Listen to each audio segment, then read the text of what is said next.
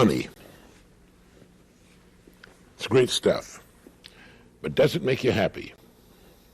I read an interesting story in Forbes magazine about three young men, all in their middle to late 30s, who had formed a successful electronics firm and sold out to a much larger company for several millions of dollars, making each of the three quite rich. Each of them was asked by the Forbes reporter, has this wealth and the leisure, the opportunity to now do anything you want to do, made you happy? In each case, the answer was no. I know that sounds ridiculous to many, but it's true all the same. The proof that it is true is that each of the three young millionaires soon went right back to work to start all over again. One of them, in the style of Thomas Edison, sleeps in his lab on an air mattress so as to never be far away from his work.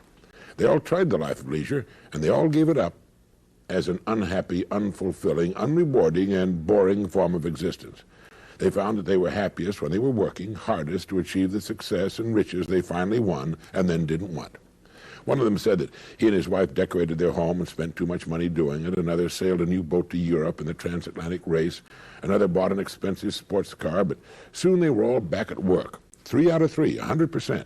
It should tell us something. It reminded me again of Irving Kristol's comment in the New York Times Magazine. He said, being frustrated is disagreeable, but the real disasters in life begin when you get what you want. He was referring to something quite different, but the same philosophy all too often applies to a person and his goals. The other night at a dinner party, I met an old friend whom I hadn't seen in some time. He had recently retired and is quite well-to-do financially. I asked him how he likes his retirement, and he said, it's awful. We've gone all over the country fishing. The rest of the time I've been working in my garden, and I'm going crazy without enough to do. I want a job. I'll even work for nothing.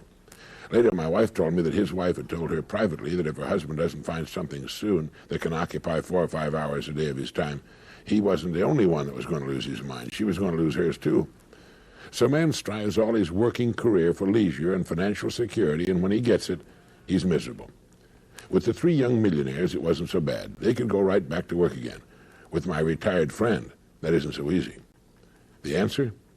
It's to understand in advance that we need something interesting in which we can busy ourselves for a good part of our days.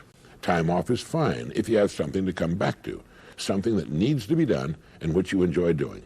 Understanding this in advance, we can plan in advance. We can make sure we develop an avocation that will keep us in the stream of things, keep us busy as much as we want to be busy after we retire. The story of the three young millionaires proves we need it. And now, a moment for this message. So what's your avocation? What are you going to be able to lose yourself in when you have more time on your hands? Better start planning for it now. Leisure time and people just don't seem to get on well together. Thank you.